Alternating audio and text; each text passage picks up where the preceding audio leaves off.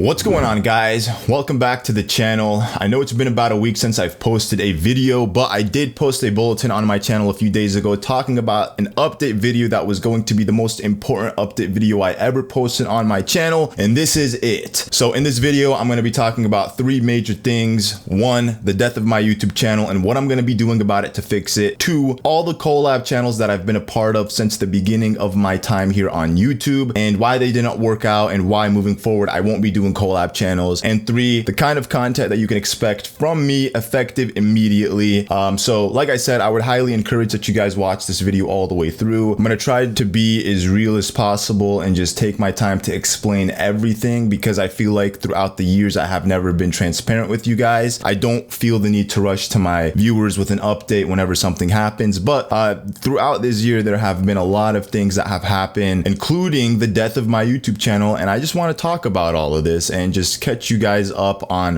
what's going on and fill you guys in on what I've been doing in my life, because this year has probably been the worst year of consistency on my channel, and I know it, and it's not because I'm lazy. Like, I'm literally gonna tell all of you guys why exactly I haven't been uploading on my channel. So first and foremost, my YouTube channel is dying, and it's a pretty bold claim to make, but I'm gonna explain to you guys why I believe it's dying. So we're gonna go ahead and look up a website known as Social Blade. I use this website all the time. I've used it since I first discovered it way back in like 2011 when I made my YouTube channel, but this keeps track of all of your stats, and you can look up anyone's username and find out their stats, see exactly how many views they have, how many views they're making, how many subs they're getting a day, how many views they're averaging a day, and all that good stuff. The only thing that I would say is an inaccurate representation is the estimated earnings. I mean, the low number is a really low number, and the high number I would say is a high number for the amount of views you get. So I wouldn't look at this and think that, okay, people actually make what it says right here. It's not true at all. People make, yeah, anywhere between that and that, but it's definitely not the high, and it's probably not the low. But anyways, this is my Social Blade, and as you can see,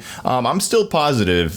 Thankfully, I'm not in the negatives yet, but at the rate my channel is going, it's about to be in the negatives very soon. So, okay, so yeah, you can view all of the views dating back to September 2015. So as you can see, my views in September 2015 were 3.5 million, 4.3 million. So overall, you know, the consistency is pretty good. And usually that's what happens with YouTubers. They find, you know, a consistent number and they stay with it for a year or two or three. And if they're consistent with uploading content, then that consistency normally stays. It's very rare to see the channel die out. I mean, YouTube kills channels every year, but I don't think it's an intentional thing. So looking at the total monthly views, as you can see, going back to September 2015, everything here looks pretty consistent. You know, I've been averaging a pretty consistent amount of 5 million views per month, which is really good. And I think it's only ever peaked at that 5-6 million max. I think this was the best month I ever had on YouTube, which was 5.9 million, or this one, or I guess 5.9 million views. So the reason my channel even averaged 5 million views was because I was uploading content every single day, and a lot of the content that I posted on my channel before was binge watched by a ton of people afterwards. If you go back and you look at the playlists of Mario and Luigi, any of those games, any of the Paper Mario games, you'll see that they've been viewed like almost 1 million times each playlist, and each video has hundreds of thousands of views. It makes sense why my views was very consistent at 5 million. And it's just not me. This happens with literally every other YouTuber. It's the same thing. Some people, their average is, you know, 300 million views a month. Some people average 10 million views a month. And that's just because there's a consistent rate at how many times their videos are viewed. So some people, some channels, they get all of their views off of their new videos, and some channels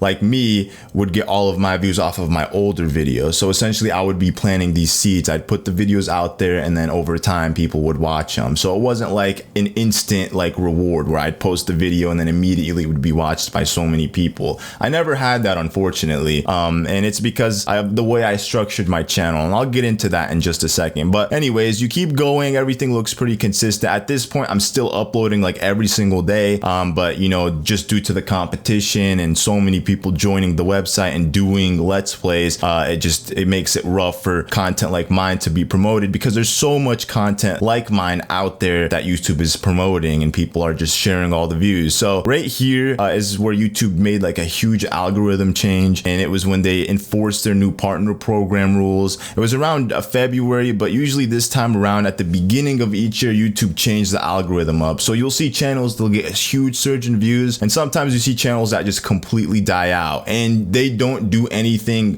differently than they've been doing for years. So you could be uploading, for example, Minecraft for 5 years, and then 1 year people just stop watching, people start unsubbing, and yet you've been making the same exact content you've been doing for years, and you're wondering why all of a sudden people don't like it. And I don't think it has anything to do with the content you're making. It's just literally the YouTube algorithm changing in favor for other creators, and then affecting you, making it so you're not being promoted as much. So then in turn, the amount of subscribers you lose almost matches the amount of subscribers you're gaining, making it so you're not even gaining or losing. And that's the kind of boat that I'm on now. And a lot of channels are actually under, they're losing subs, and a lot of channels, they're kind of in the same boat that I'm on, where they're just like at a very low growth rate. Some channels, they're doing really well. Like some channels I've seen, they get like 1 million views and they get like 30K subs. So like their views are really valuable, that they can get 20,000 people to watch like their content daily, and they, out of those 20,000, they can gain 1,000 active new subscribers from them. So it really comes down to the content you're making and whether people want to subscribe to it and continue watching more of that kind of content. And because I've been doing YouTube for 7 years and I haven't grown my content outside of Let's Plays, it's obviously a no-brainer here that one day my channel will slow down tremendously in growth. So that's one factor why I blame, you know, my channel slowly dying. That and algorithm changes. All of my old videos stopped being promoted by YouTube. For 7 years, my videos were being promoted by YouTube and related and whatnot. And, you know, I was just really fortunate to have my content exposed to so many people where I was able to benefit and gain like 550,000 subscribers. I'm definitely not complaining about this, but I'm aware of it and I'm making a conscious decision to do something about it because I don't want to continue operating a dead channel. So I'm going to be talking about all the content that I'm going to be making moving forward at the end of this video, but I wanted to just quickly address that the channel was built off of Let's Plays. That's the bread and butter, and it'll always be the main thing here on the channel. There's so many good games coming out, and obviously I'm going to play them for you guys here on the channel. And then I have a second channel. It's a walkthrough channel. It's not a Let's Play channel, but there's content going up on it every single day. So if you want more gaming content that's specifically Nintendo gaming, then subscribe to my second channel, Nintendo Central, because it's literally the hub, the central of Nintendo gaming on YouTube. But like I said, Let's Plays will always be a thing on the channel. The only thing I'll be doing is creating content that is technically considered more original than Let's Plays. A bunch of different stuff that other YouTubers are doing, things that I feel like I could do as well, that I want to do, but I just never got around to trying out. We'll talk about all of that at the end of the video. Okay, so moving on to the next topic, and that is collab channels. Now, this is going to take some time to go through the history of all of my collab channels, so bear with me. I'm going to do my best to explain it from the very beginning and explain to you all why all of these collab channels didn't work out and why I'm not going to be doing any more collab channels in the future. So the first channel that some of you guys might be familiar with, if you've been subscribed since 2013 or before that, is the Crew Hub. So the Crew Hub was essentially a channel that involved me, Munching Orange, Purple Ridery, Zelda Master, Poke Cinema, Chris from Rewrite to Pray, and a bunch of other YouTubers that did Let's Plays, but it was mainly us. That was the group. It was like 4, 5, 6 of us. And the channel was just a for fun channel. We never had the intention of actually making it a full-time channel. Like, we only made the channel because at the time in our lives, it was when we first started meeting each other in person, and it was just like a really new experience for all of us. So every time we grouped up, we'd film stuff, we'd record a bunch of stuff, but we wouldn't know where to upload it, who was going to upload it. So rather than, you know, pawning the content off to one person to upload, we just put it on a channel. And that was the extent of it. The channel was never meant to be anything more than that. It was a for fun channel, and content was only posted to it whenever there was content that we recorded when we grouped up. And if you go back and watch the content, you'll see how silly it is. Like, again, we were not taking that channel seriously. So I don't even consider that as a collab channel that I seriously tried to work on. And all this ended in like 2013 when everybody kind of went their separate ways and did their own thing in life. You know, we just stopped doing anything with the Crew Hub, and that was it. Like, it just, the whole group kind of ended. It wasn't a bad thing, and we didn't consciously make the decision to end the group. It just happened that way, and just, that's life. Fast forward to 2014, I decided to move out of my dorm room in Chicago, Illinois, and move to Lincoln, Nebraska. Now, I didn't know anyone in Lincoln, Nebraska outside of my friend Chris, who at the time was one of my closest friends. I moved out all the way there just for him. He moves out to Lincoln just because I moved out there as well. We decided it would be a good idea to start a channel together, and we did. Things were going great for the first few months until this channel started taking off. And then there was a lot of drama that arose, and it was because Chris, he operated another channel of the exact same kind that we were doing together with 3 other guys, and I guess he didn't inform them about his channel with me, which then ended up causing a lot of drama between him and them. And then that drama kind of was brought into our relationship because it was like, you either choose them or me. And obviously at the end of the day, he was gonna have to choose them because he was like the boss of them, and it was 3 people relying on him, so he couldn't just ditch them for me. And it made total sense, and that's why we never closed the channel. We just kind of told each other that, you know, we're just gonna put it on hold, and eventually one day, if the time is right, we could come back to it. If not, you know, there's content on the channel that kids can go back and watch and enjoy. And you know, it was just a fun experience that me and him had, but our relationship was still decent. And you know, a year after the channel ended, I decided to go back and move to Illinois. But for that whole year, you know, I was still friends with Chris and everything was cool, and I understood exactly, you know, why the channel ended, and it was a mutual thing. It wasn't just like him saying I'm leaving. No, it was a mutual decision that we made, and it was to avoid all the drama that was happening, you know, between me, him, and his team. So the intention of it was good, but it was just soured by something that, again, was out of our control, man. You know, I'm not gonna force Chris to do something with me if it means that it's gonna strain his relationships with his co-workers. He works with them every day, not me, so he's gonna be the one that has to deal with their attitude, not me. So I didn't want him being in that situation, which is why I was okay with just stopping the channel and just moving on, because I knew at the end of the day, you know, I just didn't want to be involved in drama, and we actually tried. So fast forward to 2015, I moved back to Illinois with Munching Orange, Zelda Master, and Purple Rodri. We get a big house together, we all live in it for a few months, and we decide it's a good idea to make a YouTube channel. So we decided to start working on a channel together. We came up with the branding, we worked on the graphics and everything, and I would say it took us about a good month before we were officially prepared to launch. And essentially the whole channel was supposed to be myself, Munching Orange, Purple Rodri, and Zelda Master. We were prepared to launch the channel. Unfortunately though, more drama happened between us, and it could have been resolved at the time. Now that I think about it, Rodri ended up not being a part of the channel, so we were short one guy. We still wanted to launch the channel, so we ended up flying in another YouTuber to live with us, and in exchange for him being the 4th member, he would just have to edit the videos for the channel. He came out, you know, things worked out, I guess, for a month or 2, and then just slowly we stopped working on the channel. And it wasn't like a conscious decision, it was just like we slowly stopped meeting up to record, and everybody was off doing their own thing in life. Eventually we just stopped uploading, so we didn't officially end the channel, but we just weren't taking it seriously. And honestly, I would say it was because of the fact that, you know, the channel, we had it set up to be one way, and then it ended up being a different way, so it was just ruined from the beginning, if you ask me. So fast forward about 8-10 months later, it's the end of 2016. I decide I want to redo the Lost Boys again, and I decided that the way we're gonna do it is we're gonna have an editor come out and edit all of our videos. So I hit up Josiah Clark, which you all know, he edited for me for about a year. I hit him up on Skype. He said he's looking for a job. I'm like, would you be willing to come out and edit for me and my friends? He was like, sure. I fly him out for a couple of days. He meets the guys, everybody loves him. It's really cool, we have good chemistry together. I knew it was gonna work out, so we planned it out. You're moving out here. He drives out with his family and brings a truck with all of his stuff in it. He puts it upstairs in the room that we gave him, and then he leaves. And then he said he'd be back in a couple of like weeks, a month.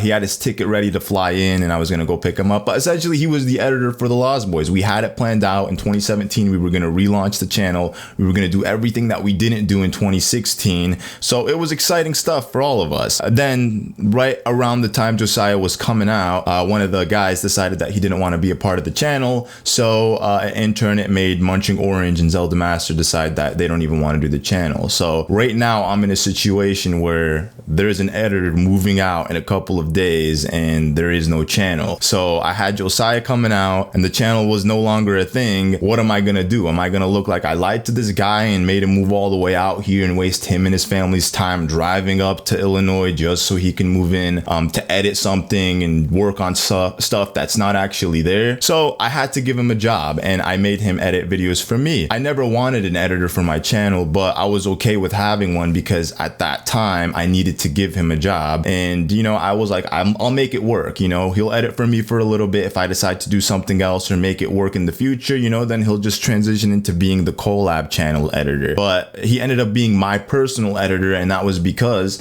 you know, not everybody was on board with the Lost Boys, even though I tried making it work, and I actively kept trying to make it work.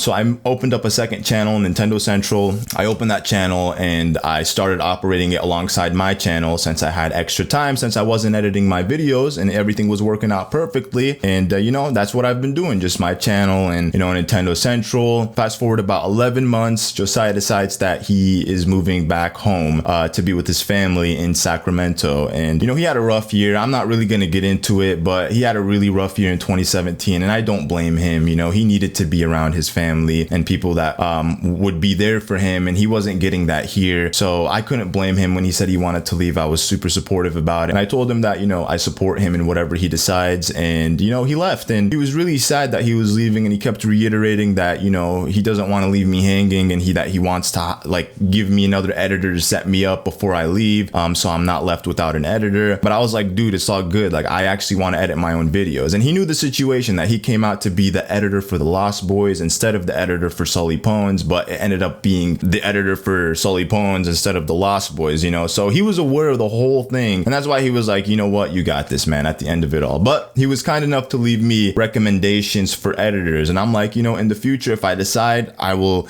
I'll hit him up, but for now I'm just gonna be a lone wolf. I'm gonna just do my own thing. Fast forward 3 months, I get a call from my buddy Chris from Rewrite to Pray, the same guy from Chris and Sully. He calls me up, we talk, we catch up on life and all these things. He asks me if I can, you know, help him out with something, if we could do something together. He explains his whole situation and about his YouTube channel and how, you know, like a bunch of stuff happened where he screwed out of ownership of the channel and all of these things, and he's not making any money anymore off of it. So obviously I felt bad for him. You know, he's my friend, and, you know, I don't want to see him like that. So I was like, you know what, man, let's try to do something. So I told him to come out. He drove out here, 9-hour trip, driving from Nebraska to Illinois. He brought all of his stuff with him, you know, to stay for about a month, because we were prepared to do something while he was here. So he came out, he stayed for about a week, and that whole week was spring break. So we told ourselves that this week we were just gonna brainstorm, and I was gonna spend it with my family and just, you know, hang out and get to, you know, spend my time with Chris and just, you know, rekindle our relationship. For that week, we did exactly that. Things were great. We had a bunch of, you know, new ideas planned. We had 2 new channels that we wanted to do, one of which was the Elite Trio with Tommy, which was formerly known as Chris and Sully. And then we had another channel that was supposed to launch the same day as the Elite Trio, and it wasn't a Let's Play channel. It was something entirely different, something that I've never done, nor did I ever see myself doing, but I wanted to do it, and I wanted to do it well. So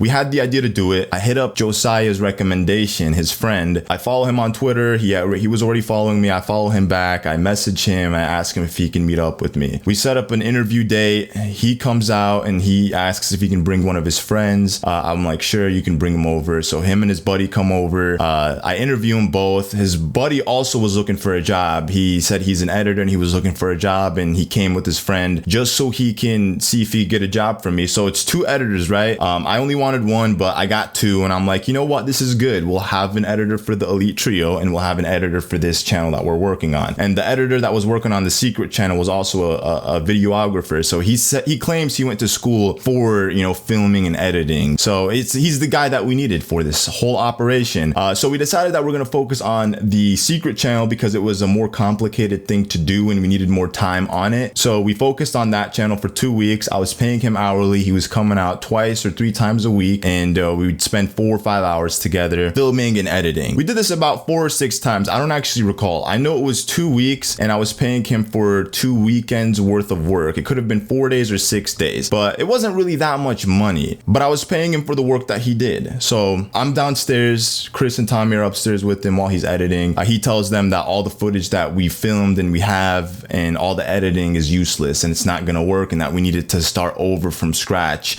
the next time we met up. So, you know, I went upstairs. I tried to see why he was saying that, and, you know, it didn't make sense to me. I felt like all of the stuff he was saying just could have been avoided from the beginning, or we could have easily worked around it. So I paid him what he did, and, you know, we ended off the relationship very respectfully. He went home, and, you know, I just didn't reach out to him again until well, Chris and Tommy decided that they didn't want to work with him. So I politely messaged him on Discord and I informed him that, you know, the guys decided they don't want to continue working with you, and that in the future I want to work with you, and that I'll reach out to you in the future so we can, you know, figure something out. Maybe I'll have you back and you can work with me on this channel, but I just can't afford to pay you because you wasted 2 weeks of our time. So the same day we stopped working with the first editor and we told him the reasons why we couldn't work with him, and it was mainly because he wasted 2 weekends of our time and we had nothing to show for it. And I spent, you know, 2 weekends paying someone for something that I had literally nothing to show for. We immediately decided to hit up the second editor and we told him, hey, we're ready for you to edit our content. We have a bunch of content pre-recorded. I'm going to send you one video and then send it back to me when you finished editing it, just to kind of see where this guy is in terms of editing. So we sent him a video. The next day, or I think 2 days after, he sent it back and it was a really good video. For a let's play, a traditional let's play, it was a really good video. Now, quickly, let me just explain to you all what a traditional LP is and what a let's play, I guess, of today's time is. Let's plays over time have evolved into what they are today. A let's play today is consistent of a face cam and obviously the game that you're playing, and then just some editing in it, you know. Or you could do traditional let's plays where you just record your gameplay, record your commentary, put it in a video editor, sync the video and the commentary together, cut out the beginning and the end, maybe add a couple of fades to it, render it out, and there you go, you got a let's play episode for the day. I feel like today it's really tough to grow a channel. I feel like overall in general it's really tough to grow a channel. Whether you're doing walkthroughs, whether you're doing let's plays, it's gonna be tough to grow in this very competitive industry known as let's plays. So he sent us back the video, we watch it. It was a 50-minute video. It was great. We told him that moving forward we'll send him all the content online. All he would do is edit the videos and then send them back to me. I was paying him hourly as well, like I was his friend, and I told him to log his hours fairly. Obviously I can't keep track of his hours because I don't live with him. He's not in the same building or room that I am or area that I am, so where I can actually see and verify whether or not he's logging his hours truthfully. I gave him the benefit of the doubt and I expected him to be an honest guy and log his hours truthfully. It was about a week into us launching the channel and uploading about 5 or 6 videos to the channel. Mind you, at the time the channel still wasn't partnered, and even if it was partnered we would have made no money off of those videos because they all got claimed by Nintendo. So regardless, we were making literally $0 off of every video. He hits me back up after a week with the first log of hours, and I don't know exactly off the top of my head how much I owed him for the first 5 days of editing, but it was way more than I originally thought it was gonna be. I get the first log back and the hours are inflated. So I immediately hit up Chris and Tommy and I show them the log and they're like, that looks like it's fabricated. And it's the exact same thing I told him not to be doing.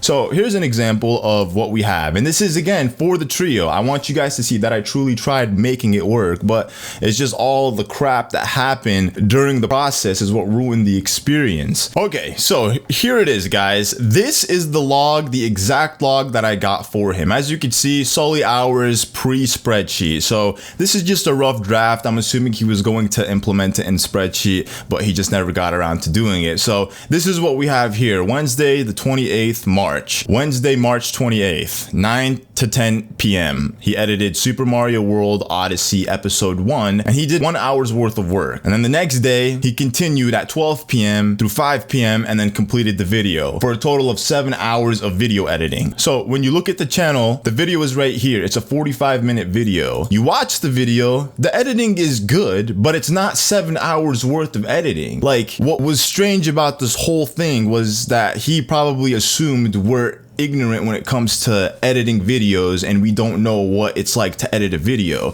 which is why he was able to fabricate all of these hours. He's trying to claim 38 hours off of 1, 2, 3, 4, 5, 6, 7 videos. 38 hours off of 7 videos when he first told me that he edits videos in 1 hour. And this is all because I told him I'd pay him hourly. Chris, Tommy, and I are upset. We immediately decide to call him. We get in a Discord call with him. We call call him out. So I pointed it out. I told him exactly why I thought he was lying. And the next day he apologized and he admitted that the hours could have been inflated because of the fact that he keeps his clock running while his roommates are talking to him, while he takes breaks in between to edit. Essentially, I'm paying him for hours of stuff that I shouldn't be paying him for, but that's what he was trying to get out of me, essentially. Anyone in my position would have fired him. His friend, I hired him, worked with me for 2 weeks. We had nothing to show for it by the end of it. He wanted to start fresh. I paid him, let him go, hire him. What does he do? He fabricates his hours. At least his editing was good. The only thing is he fabricated his hours. So now I'm in a position where we have content that's being edited by an editor and it's being uploaded consistently. I don't want to have to go through the process of looking for another editor. Chris didn't have the time to edit the videos and Tommy didn't want to edit the videos. So we talked to him for a good hour, and at the end of the conversation, I just straight up tell him that our contract is void. Whatever he claims he earned or whatever hours he claimed he did for these videos, I told him that he could forget about it because I wasn't going to pay him for 38 hours worth of content for 7 videos.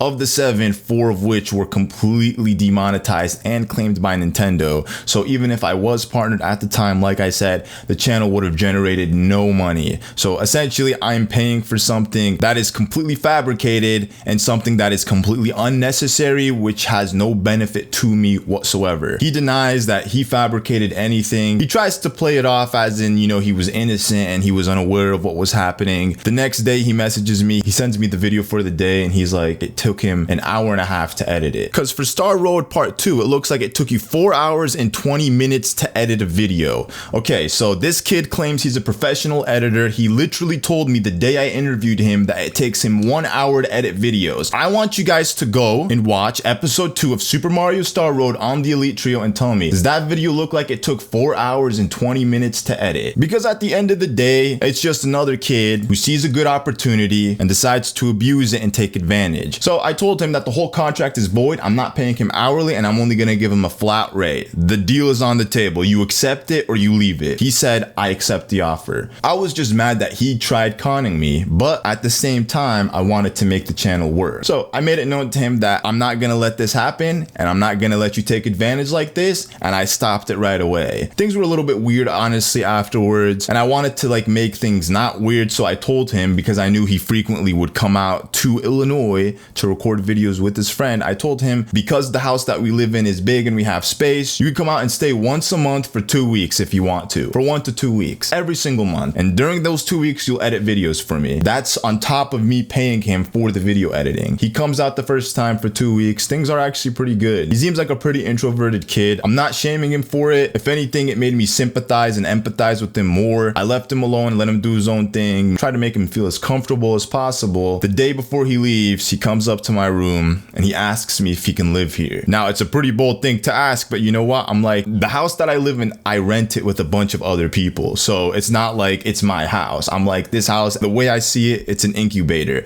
If somebody is willing to work and, you know, do something and take advantage of opportunity, then sure, why not stay here? Take advantage of the time and the resources and do something for yourself. So I was like, that would actually be easy for me. I could, you know, let you live here, supervise you, you can edit more videos for me, and you could do your channel without having to spend money or waste time traveling back and forth from wherever you live to Illinois, which I believe at the time was Ohio or Pennsylvania. In the month of May, he moves in. Before he moved in, I hit him up and I asked him politely if he can get his videos in advance. We had so much content that was given to him in advance. So the trio was supposed to have 2 videos going up every single day. We had that maybe for 5-6 days and then it just all stopped. And even then we were still getting videos late, even though he had made it clear to me that he was going to get me videos in advance because we were giving him all of our content in advance. So there was no reason for me to be sitting around for 4, 5, 6 hours a day waiting on him to send me the video for the trio to upload, because it was just wasting my time every day just waiting around for him. Even though he already knew what I wanted and agreed to it, I still was chasing him for the videos. So I forgave him. I'm like, you know what? He's still settling in. Let him focus on what he's doing. I don't want to put pressure on this kid. I don't even know him that well. I don't want to put pressure on him. I go out of town for like a few days. I message him about some videos for the trio that we were supposed to get, but we didn't get. He hits me back up saying he's having computer problems. A few days pass, still don't get the videos. I message him again. Mind you, I'm still out of town. Very vague communication communication with the guy. I come home, the day I'm traveling home, I message him about the video, no response. 12 hours pass, I literally travel all day, get home, it's midnight, still no response. I'm in my own home, I'm outside of his room, and I hear him typing. So I'm like, okay, I'll text him again. And instead of DMing him like I usually did, I'm like, I'm gonna text him. Maybe he has DMs or notifications for DMs turned on. I'll give him the benefit of the doubt. We'll say anything happened. I text him. A few hours pass, no response. He's still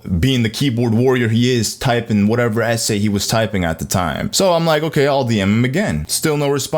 It's like 3 in the morning at this moment, and I'm just trying to understand why he's ignoring me. Like, I don't know the kid that well. He's in my home, and now he's making the situation weird. I decided I was just gonna go downstairs and knock on his door and talk to him. I literally go downstairs, he's in the bathroom. So I'm like, I'm gonna go back upstairs and wait for him. I'm not gonna just stand outside his room like a creep. So I go back upstairs, I wait for him. 5 minutes later, he texts me. Pretty much trying to justify his behavior because he recluses hard whenever he's upset and he just ignores everybody. I politely tell him that that's not how you professionally handle relationships, especially when I'm just trying to seek out just information from you. That's all. If you want to be upset, bro, be upset all you want in your room. Just at least respond to me with, no, the videos aren't ready because of X reasons. Don't ignore me for 12, 15 hours while you're living in my house and pretend it's cool. So fast forward the next day, I was mad. I was mad at how he responded. I was mad that it felt like he was upset for something when he had no reason to be upset. So I'm like, you know what? If he's gonna sit there acting like this with me, then I need to be more strict. So the next day, after we've established this a billion times, we need videos before 6 p.m. because we upload the videos at 7. I'm not gonna upload videos at 10, 11 p.m. He wakes up, he goes out, spends the whole day with his buddies, recording content for himself, neglecting his job that he has here. So you would think after something like this that he would just naturally wise up and take advantage of the opportunity, take the opportunity seriously. But instead, he doesn't do that either. So the next day after I message him on Twitter, he's supposed to send me the Super Mario 3D World finale. That entire day I spent it waiting around for him. And I refused to message him because I was done chasing him for my videos that I'm paying him to do. I offered to pay him $1,000 a month and he could live here in the house in exchange for 60 videos a month. So 2 videos a day. Very simple. You live here and you're getting paid to cut together 2 videos. The quality of his editing went down tremendously after I stopped paying him hourly. If I'm getting paid a flat rate, there's no reason to put time, there's no reason to invest time or energy into making good edits. So his motive was just money. How much money could he milk from this opportunity without actually exerting any effort or power? The same thing that his other buddy did. The day he got paid was the day he's like, you know what, we got to redo all the content we did. So why was I paying him for 2 weeks of wasted time? Only reason I paid him for it was so he doesn't say that I screwed him over out of something. And guess what? He still goes online and says that I block him because I don't want to confront him about my BS. No, the reason I blocked him and the reason I blocked all of his friends after I fired editor number 2 for not doing his job on the Elite Trio, guess what? He goes and tells every person that knows me and knows him that I am an unprofessional individual. And the reason I know this, friends from SGDQ came to me and asked me what's going on with the situation. I'm like, the problem is we have this kid who lived here, took advantage, we forgave him, we gave him a better opportunity, we brought him into this home, all he had to do was edit, and that's it. He wasn't even doing that. We fired him. I even gave him 2 weeks to move his stuff out. You know how awkward those 2 weeks were for me? Think about it. I'm living with a kid who completely ignores me 100%. I am being treated like I am some ex-girlfriend who literally did something horrendous to this kid. All I did is give him a job, give him a place to live, in exchange for cutting together 60 videos for the Elite Trio. In exchange, I get a cold shoulder and I get videos every single day, late or not at all. After 2 months of trying to make it work and 1 attempt of you trying to con me, I decided it would be a good idea to fire you, and rather than kicking you out, I gave you 2 weeks to move your stuff out. Completely ignored him. That was it. Literally have never said anything to the kid afterwards. So I want to know, why am I unprofessional? His buddies are threatening to make an expose video. I want to see it. What are they gonna expose me on? Literally, they got nothing on me. I got everything on them. I have proof that they tried conning me. So what are they gonna say? Nothing. They have nothing on me. So when that didn't work out, obviously I was mad. The whole trio was just me trying to make it work. And it wasn't because we had shady people that weren't actually in it because they were genuinely interested in editing and making videos and helping other content creators grow. No, they just saw money. And what's even more twisted about this whole thing, as a YouTuber, I feel like I earned where I'm at in my life. 550,000 subs. I've uploaded over 3,000 videos to YouTube. I've stayed consistent with it for over 8 years. I am using my resources and what I earned to help other people out. And these kids have the same exact thing that I do. They have YouTube channels. It's not my problem your YouTube channel is not doing any good or it's not getting anywhere. Like, the fact that they're entitled to what I've earned is so shady. It's so scummy. It's so scummy if you ask me. It's like, and honestly, I'm glad all of this happened, because my problem is I always give people the benefit of the doubt. I always try to forgive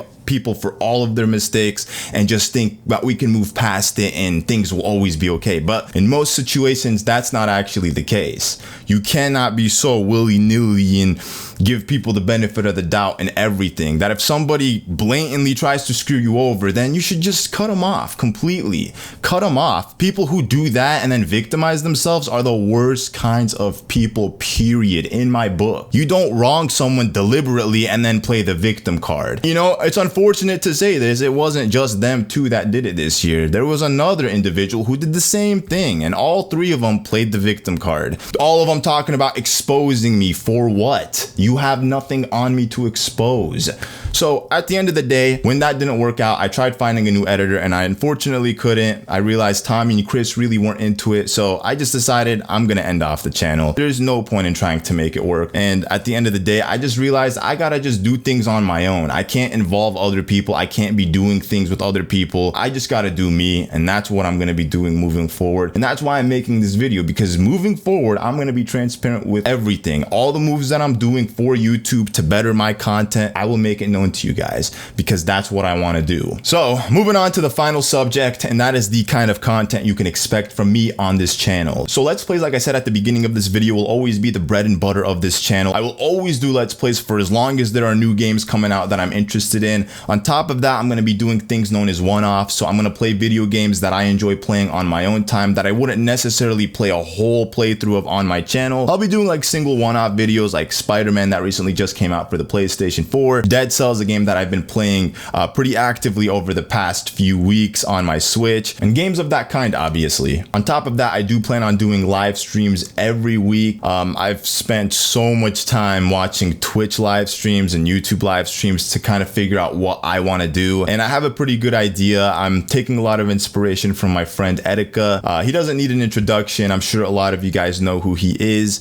He has one of the best streams, in my opinion, on YouTube, or even on Twitch if he was on Twitch, because of the fact that what he has is much different than a streamer playing a game and then having people come watch him play that game or watch him because they want to watch the game. Like, for example, Ninja, biggest streamer in the world, whenever he's streaming anything that isn't Fortnite, his view count is 60, 80,000. When he's streaming Fortnite, he's easily in the 6-figure viewership numbers. So even for Ninja, he has a lot of people that will only watch him when he plays Fortnite. And that's how I kind of built my brand. I built my brand around the games, around Nintendo. And I see a lot of content creators doing that, unfortunately, with their Twitches and with their YouTubes. You reap the reward immediately because there's always a fan base for any game. And if you're playing it and you're getting viewers watching you play that game, then obviously it's success for you. But when the game dies out or when people aren't interested in it anymore, you immediately lose those viewers. But for example, like Etika, he has something where it doesn't matter if he's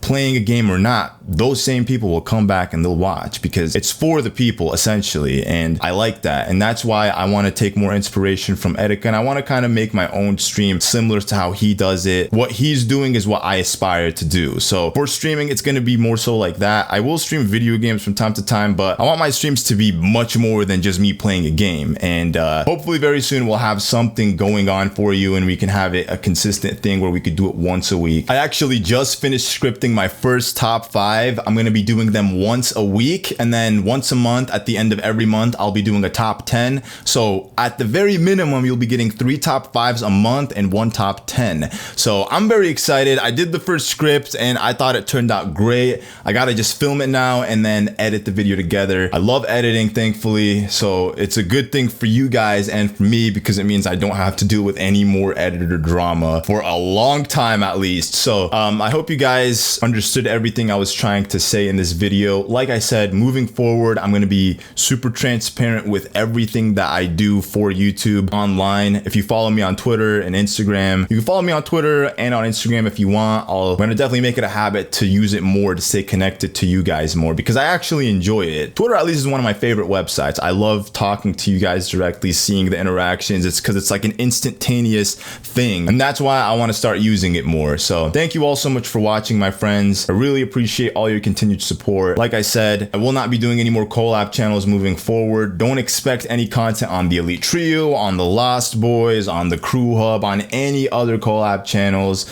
I hope you guys could forgive me for putting you guys through all of that with the content and expectations and high hopes for content. Like I said, I truly tried making every single one of those channels work. It's just at the end of the day, it doesn't. If people aren't on the same page as you are, things most likely won't end up working. So thank you for watching. I'll hopefully be catching you guys in the next day or two for the first top 5 here on the channel, and I'll hopefully see some of you guys on Twitter. Peace.